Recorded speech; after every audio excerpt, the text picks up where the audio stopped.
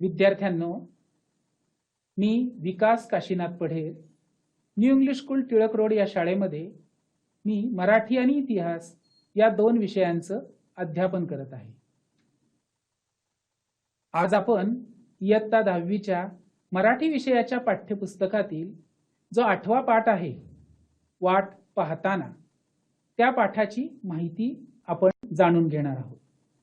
या पाठाचं लेखन केलं आहे मराठी साहित्य संमेलनाच्या अध्यक्षा प्रसिद्ध साहित्यिका अरुणा ढेरे यांनी.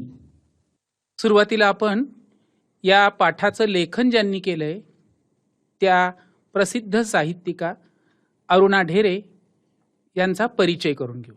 त्या प्रसिद्ध कवयित्री आहेत, कथालेखिका आहेत, संशोधक आहेत, समीक्षकही आहेत. कथा, कादंबरी, ललित लेख, आस्वादक समीक्षा, संशोधनपर लेखन असे विविधांगी लेखन त्यांनी केलेले आहे. काव्यात्मकता आणि मानवी नात्यांचा शोध ही त्यांच्या ललित साहित्याची वैशिष्ट्ये आहेत. त्यांचे प्रारंभ, यक्षरात्र, मंत्राक्षर, निरंजन, जावे जन्माकडे सिद्ध आहेत. कृष्ण किनारा, अज्ञात झऱ्यावर हे कथासंग्रहही प्रसिद्ध आहेत. रूपोत्सव हा स्फुट लेखसंग्रह, मैत्रेयी ही कादंबरी, नागमंडल लोकसंस्कृतीची रंगरूपे, विस्मृती चित्रे हे संशोधनात्मक समीक्षात्मक लेखन प्रसिद्ध आहे. आपण पाठाचं वाचन करूया. होळीनंतर थंडी झपाट्यानं कमी होत जायची आणि आंब्यावर मोहोर नुसता घमघमत असायचा. परीक्षा तोंडावर आलेली असायची. मोकळ्या अंगणात अंथरुणं पडायची ती सुट्टी लागल्यावर. पण मार्च एप्रिलमध्ये आम्हाला गॅलरीत झोपायला मिळायचं. या छोट्याशा परिच्छेदामध्ये होळीनंतर काय काय बदल होत जातात ते त्यांनी आपल्याला सांगितलेले. इथे परीक्षा तोंडावर आलेली असायची असं एक वाक्य आहे. तोंडावर येणे म्हणजे काय, तर एखादी गोष्ट खूप जवळ येणे किंवा ती घडण्यासाठीचा जो कालावधी आहे तो खूप कमी होणे. तेव्हा आपण म्हणतो की ती गोष्ट तोंडावर आलेली आहे.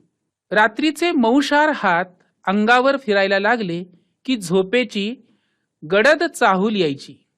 डोळे मिटताना मनात एकच संदेश जागा व्हायचा, उद्या कोकिळेचं कुहू ऐकू येईल का, बघू हं.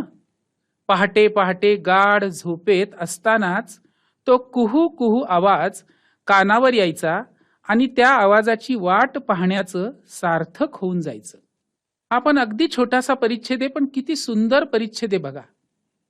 रात्रीचे मऊशार हात अंगावर फिरायला लागले की, हे जे वाक्य आहे हे किती सुंदर आहे, किती नटवलेलं आहे, त्याला अलंकारिक केलेलं आहे.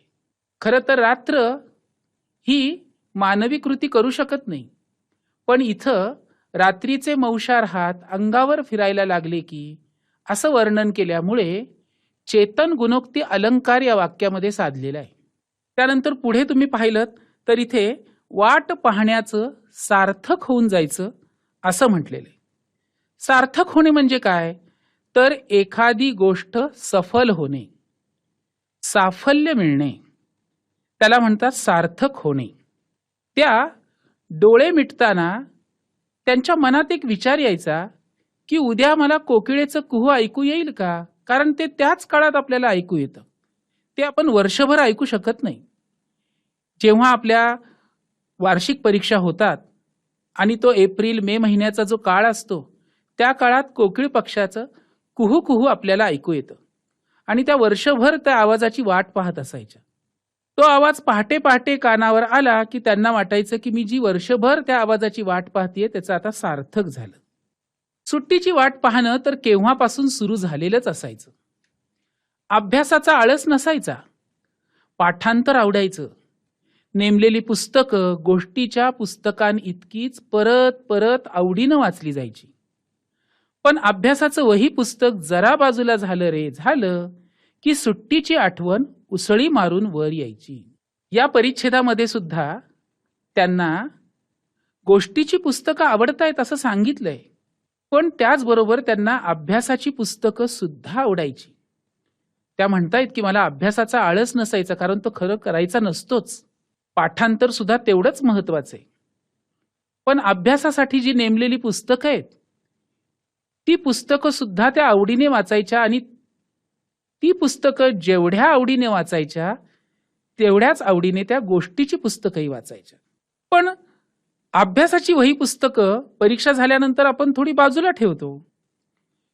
ती बाजूला झाली की लगेचच जी सुट्टी येणार असते त्या सुट्टीची आठवण उसळी मारून वर यायची, असं म्हटलेलं आहे. आता या वाट पाहण्यामध्ये त्यांनी अजून भर घातलेली आहे. त्या लहान वयात त्या कोणकोणत्या गोष्टींची वाट पाहायच्या, सुट्टी पडल्यानंतर कोणत्या गोष्टी करायला त्यांना आवडायच्या, ते सगळं या परिच्छेदामध्ये दिलेलं आहे.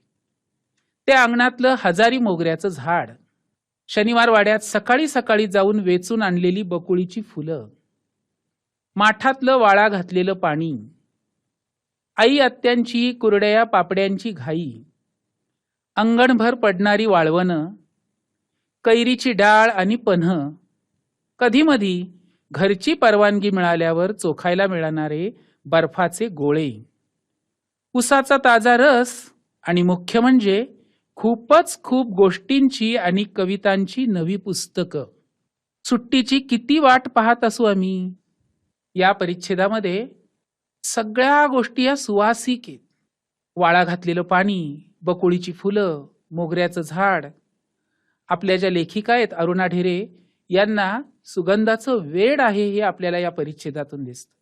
त्याचबरोबर तो जो एप्रिल मे महिन्याचा काळ आहे, त्या काळात ज्या गोष्टी घडत असतात त्यांचं किती सुंदर वर्णन केलेलं आहे. आई आत्यांची कुरडया आणि पापड्यांची घाई, तेव्हा वाळवणं पडत असतात आणि वाळवणाची घाई चालू असते. आपल्या घरात आई, काकू, मावशी ज्या कोणी असतात त्या सगळ्या एकत्र येऊन वर्षभराची वाळवणं करत असतात. त्याचं वर्णन या परिच्छेदामध्ये केलेलं आहे. त्याशिवाय कैरीची डाळ आणि कैरीचं पन्ह, कैरीपासून हे पन्ह तयार केलं जातं, ते सुद्धा त्याच काळात आपल्याला मिळत असतं. उन्हाळ्याच्या काळात सुट्ट्या असतात, अभ्यास थांबलेला असतो, शाळेला आपण जात नसतो, त्या काळात कधीतरी आपल्याला घरचे बर्फाचे गोळे चोखायला परवानगी देतात. इतर वेळेस आपल्याला तशी परवानगी नसते आणि घरच्यांची परवानगी मिळाल्यावरच आपण बर्फाचे पदार्थ खाऊ शकतो. त्याचं सुद्धा इथे सुंदर असं वर्णन त्यांनी केलेलं आहे.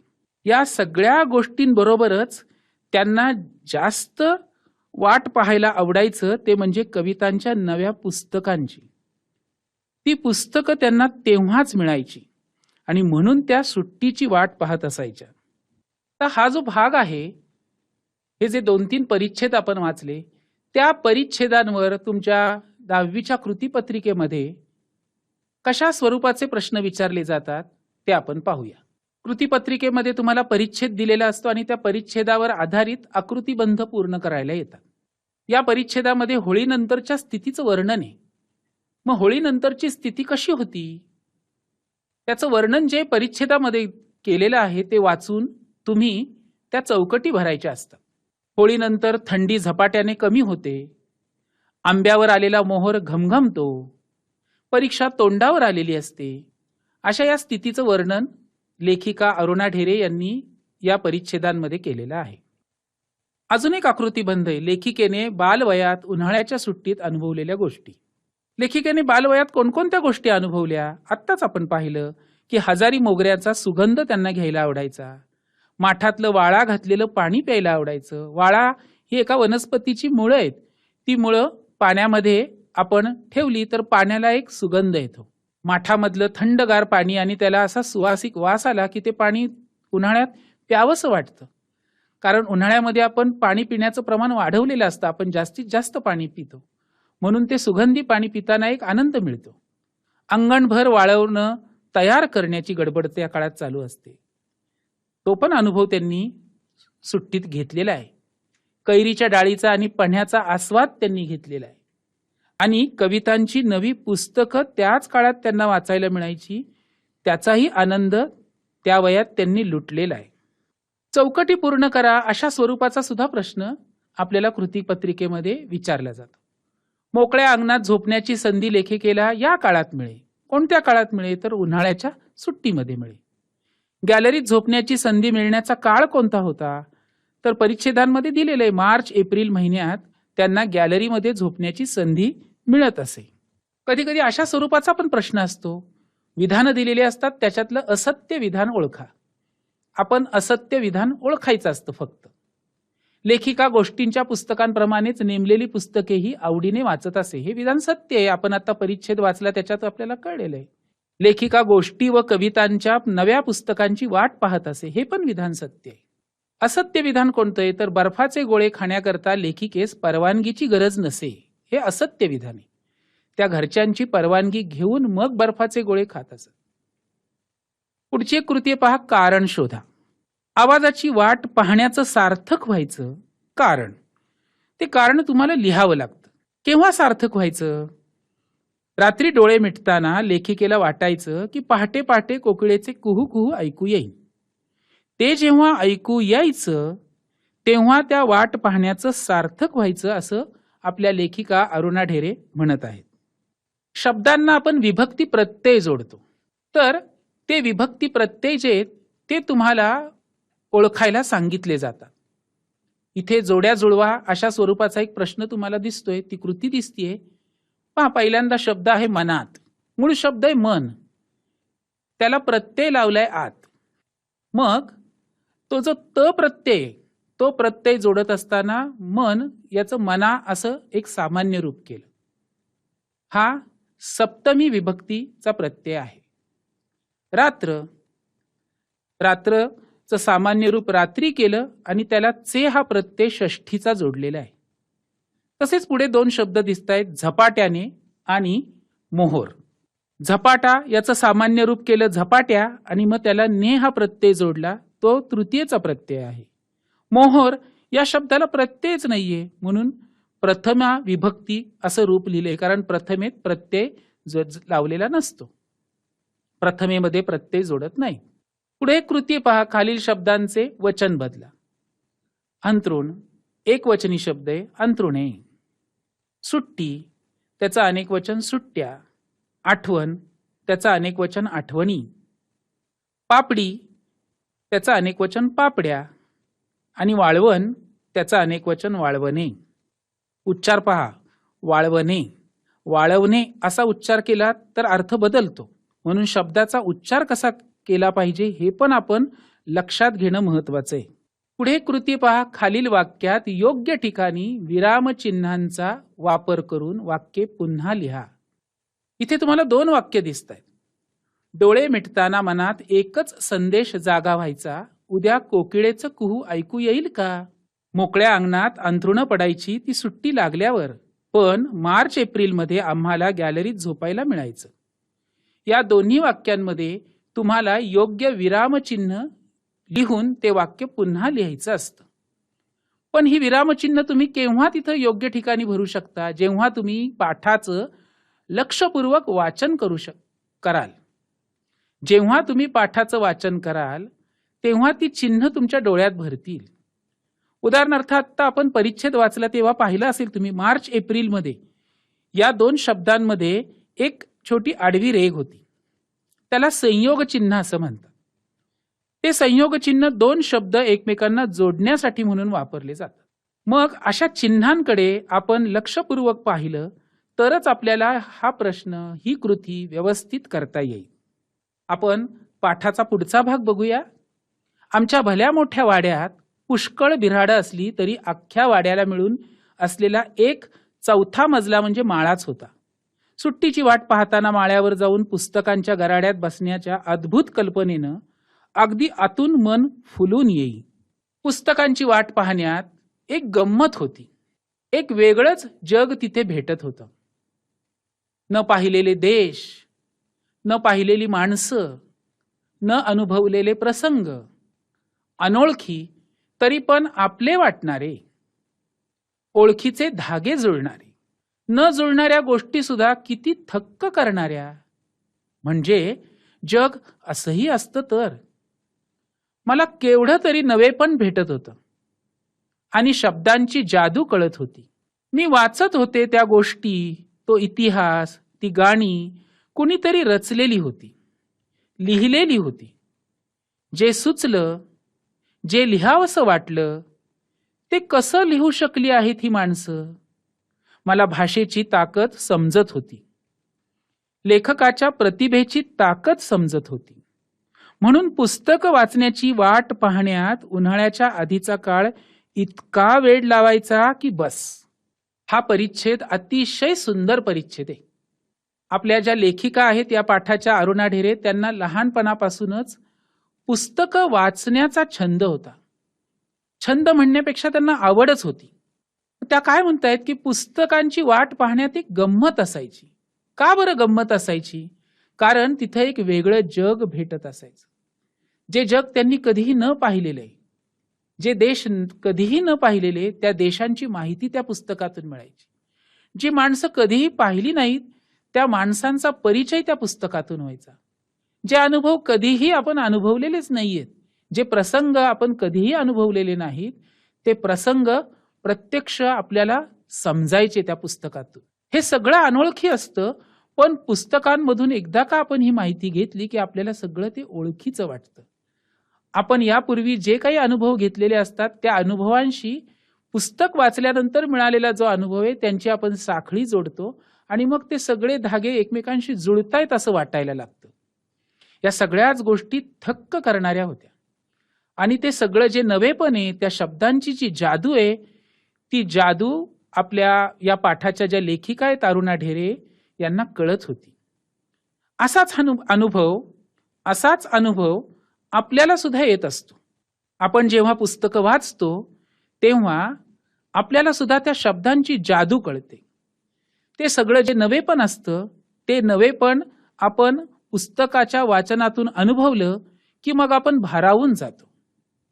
त्या गोष्टी, तो इतिहास, ती गाणी ज्यांनी कोणी रचलेली असतील त्यांना हे कसं सुचलं असेल, हेच शब्द कसे सुचले, अशाच ओळी का त्यांना लिहाव्याशा वाटल्या, हे अनुभव लोकांना सांगावेत असं त्यांना का वाटलं, ह्या सगळ्या गोष्टींचं आपल्याला अप्रूप वाटतं.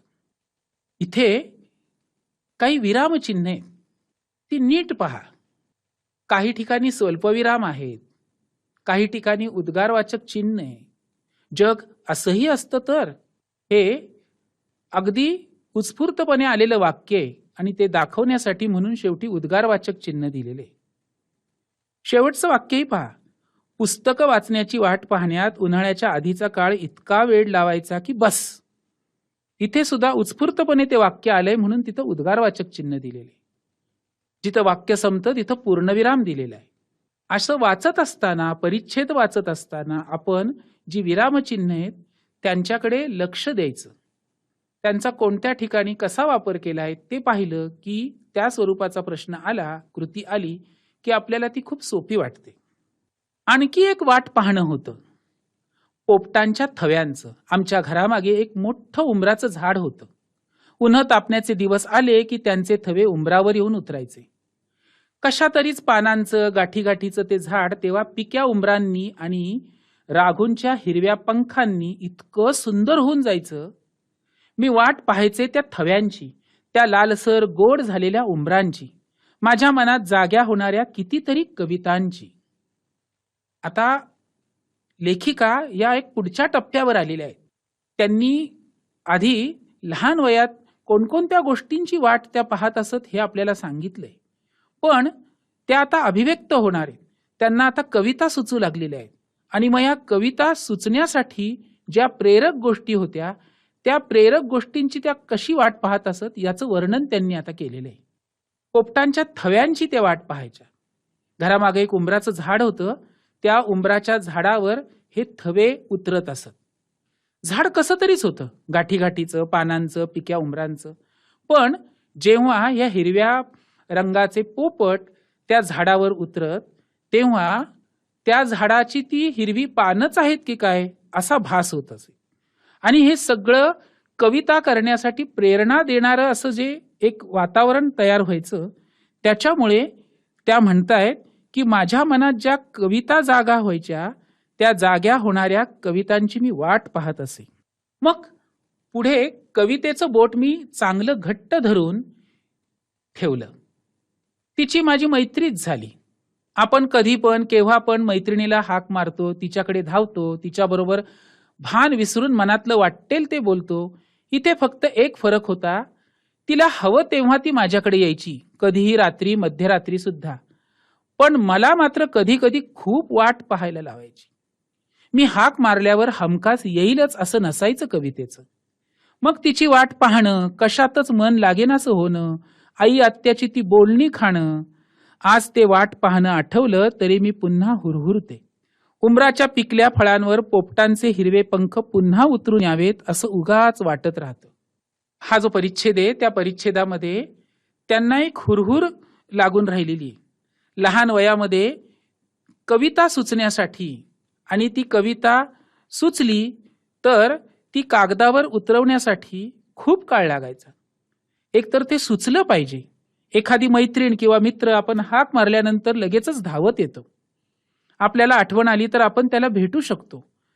कविता ही सुद्धा मैत्रिणीसारखीच आहे, पण ती वेगळी मैत्रीण आहे. तिला आपण हाक मारल्यावर ती येणारी नाहीये किंवा आपणही तिला जाऊन भेटू शकत नाहीये. ही जी मैत्री आहे कवितेशी, ही त्या कवितेच्या मर्जीवर अवलंबून आहे. जेव्हा तिला सुचेल तेव्हाच ती येणार आहे आणि मग ती जेव्हा केव्हा सुचेल त्या क्षणाची त्या वाट बघत बसायच्या. हाक मारल्यावर ती हमखास येईलच असं नसायचं. मग त्या वाट पाहण्यात त्यांचं मन कशातच लागायचं नाही. मग आई आणि आत्याची बोलणी खावी लागायची त्यांना. आणि म्हणून ते जे वाट पाहणं आहे त्या लहान वयातलं, ते आता आठवलं की लेखिका म्हणतायत की माझं मन पुन्हा हुरहुरते. हे शब्द तुम्ही बघा, रात्री, मध्यरात्री, दोन शब्द संयोग चिन्हाने जोडलेले आहेत. त्यानंतर इथे मग तिची वाट पाहणं, पुन्हा एक आडवी रेघ आहे, कशातच मन लागेनासं होणं. जेव्हा अशी विचारांची शृंखला दाखवली जाते तेव्हा ती वाक्य अशा अपसारण चिन्हाने जोडली जातात. इथे काही शब्द सुद्धा खूप सुंदर आहेत. हुरहुर याला अभ्यस्त शब्द म्हणतात. हुर हा शब्द पुन्हा आला आणि हुरहुर असा शब्द तयार झाला, म्हणजे तो पूर्णाभ्यस्त शब्द आहे. काही शब्द अंशाभ्यस्त असतात, म्हणजे त्या शब्दात थोडासा बदल करून तोच शब्द पुन्हा जोडला जातो आणि एक नवीन शब्द तयार होतो. तुम्हाला परीक्षेमध्ये असे अंशाभ्यस्त, पूर्णाभ्यस्त शब्द सुद्धा विचारले जातात. याच्यावरचा आपण कृती, ज्या कृतीपत्रिकेमध्ये विचारल्या जातात त्या पाहूया. या परिच्छेदांवर आधारित पुस्तकांच्या वेगळ्या जगात लेखिकेला भेटलेल्या गोष्टी आपण आता पाहिलं. परिच्छेद वाचला तेव्हा न पाहिलेली माणसं, न अनुभवलेले प्रसंग, न पाहिलेले देश. या पुस्तकांचं वाचन केल्यानंतर लेखिकेला भेटलेल्या गोष्टी आहेत या सगळ्या. लेखिकेच्या घरामागील उंबराच्या झाडाचे विशेष काय वैशिष्ट्य आहे त्या उंबराच्या झाडाचं? किती सुंदर वर्णन केले. ते झाड गाठी गाठींचं आहे, कशा तरीच पानांचं आहे. उंबराची पानं बघा कशी तरीच असतात आणि त्याच्यावर असे फोड आलेले असतात, तर ते पान कसं तरीच दिसतं, म्हणून कशा तरीच पानांचं झाड, पिक्या उंबरांचे झाड, असं वर्णन लेखिका अरुणा ढेरे यांनी त्या उंबराच्या झाडाचे केले. लेखिका या गोष्टींची वाट पाहत असे. कविता सुचण्याची, पोपटांच्या थव्याची, पुस्तकांच्या गराड्यात बसण्याची आणि उन्हाळ्याच्या सुट्टीची, एवढ्या सगळ्या गोष्टींची लेखिका वाट पाहत असत. योग्य पर्याय निवडा अशा स्वरूपाची पण कृती येते. लेखिकेच्या घरामागे टिंबटिंब झाड होते. कसलं झाड होतं? तर पर्याय दिलेले. आता वाचन केल्यामुळे आपल्याला समजले की उंबराचे झाड होते. लेखिका मनात जाग्या होणाऱ्या टिंबटिंब वाट पाही. कशाची वाट पाहत असे? उंबराच्या पिकल्या फळांवर पोपटांचे हिरवे टिंबटिंब पुन्हा उतरून यावेत. थवे, पंख, घरटे, कळप. परिच्छेदांचं वाचन केलं की तुम्हाला या रिकाम्या जागा भरण्यासाठी जो काही योग्य पर्याय असेल तो लगेचच सुचेल तुम्हाला. पुन्हा चौकटी पूर्ण करा अशा स्वरूपाचा पण प्रश्न असू शकतो. लेखिकेची मैत्रीण. कोणाला लेखिका म्हणतायत मैत्रीण? कविता. जी सुचणारी कविता आहे तीच त्यांची मैत्रीण आहे. कवितेअभावी लेखिकेचे मन कशातच न रमल्याने ती यांची बोलणी खाई. कोणाची बोलणी खाई? आपण आता परिच्छेद वाचला त्याच्यात तुमच्या लक्षात आलेले आहे की आई आणि आत्या या दोघींची बोलणी त्यांना खावी लागत असे. पुन्हा सत्यविधान ओळखा असाही एक प्रश्न असतो. कवितेचे आणि लेखिकेचे अगदी वैर होते, हे असत्य आहे. समजते आपल्याला. कविता लेखिकेने हाक मारल्यावर हमखास हजर होईल, हे पण असत्य आहे. कवितेची वाट पाहण्याची आठवण आजही लेखिकेच्या मनात हुरहुर निर्माण करते, हे सत्यविधान आहे. तर ते सत्यविधान ओळखून लिहायचे आपल्याला कृतीपत्रिकेमध्ये. इथे तुम्हाला अजून एक कृती आहे, विशेषण आणि विशेष्यांच्या जोड्या जुळवा. भला मोठा. भला मोठा काय आहे? तो वाडा. हिरवे. हिरवे पंख. अद्भुत कल्पना. कल्पनांसाठी अद्भुत हे विशेषण आहे. पिके. उंबर. उंबर हे विशेष्य आहे, म्हणजे ज्याच्यासाठी विशेषण वापरलं तो शब्द विशेष्य उंबर, आणि त्याच्यासाठी विशेषण आले पिके, पिकलेले उंबर. खालील वाक्यातील अधोरेखित शब्दांचे वचन बदलून वाक्य पुन्हा लिहा. आमच्या भल्या मोठ्या वाड्यात पुष्कळ बिऱ्हाड होती. आमच्या भल्या मोठ्या वाड्यात पुष्कळ बिऱ्हाड होती, त्याच्याऐवजी आमच्या भल्या मोठ्या वाड्यात बिऱ्हाड होते. बिऱ्हाड हे अनेक वचन आहे, एक वचन बिऱ्हाड. मी वाचत असलेली गाणी कुणीतरी रचली होती. मी वाचत असलेले गाणे कुणीतरी रचले होते. असं अनेक वचनी असेल तर एक वचन करून वाक्याचं योग्य रूप लिहावं लागतं. आता तुलना करा अशा स्वरूपाचा प्रश्न पण आपल्याला किंवा कृती आपल्याला येऊ शकते. व्यक्तीशी मैत्री आणि कवितेशी मैत्री यांची तुलना करा. आणि स्वमताचे प्रश्न खूप महत्वाचे, ते सुद्धा येऊ शकतात. सुट्टीची वाट पाहणं या बाबतीत तुमचा अनुभव लिहा. लेखिकेस लहानपणापासून साहित्य क्षेत्राची आवड होती, हे परिच्छेदाच्या आधारे स्पष्ट करा. अशा प्रकारचे स्वमताचे प्रश्न येऊ शकतात. विद्यार्थी मित्रांनो आणि विद्यार्थिनी मैत्रिणींनो, लेखिका अरुणा ढेरे यांनी बालवयात कोणकोणत्या गोष्टींची वाट पाहिली आणि ती वाट पाहत असताना मनामध्ये नक्की काय काय भावना निर्माण होतात, ते या परिच्छेदांमधून आपल्यासमोर मांडलेले आहे. या परिच्छेदांचं वाचन केल्यानंतर आपल्या एक लक्षात आले की लहान मुलांना ज्या ज्या गोष्टींची आवड असते त्या सगळ्या गोष्टींबरोबरच त्यांना लहान वयात साहित्य वाचनाची, कवितांची पुस्तकं वाचण्याची, वेगवेगळ्या साहित्यिकांची पुस्तकं वाचण्याची पण आवड होती. हीच आवड आपणही जोपासूया, ही सवय आपण लावून घेऊया आणि सगळेजण वाचन वेडे होऊया, अशी अपेक्षा मी व्यक्त करतो. धन्यवाद.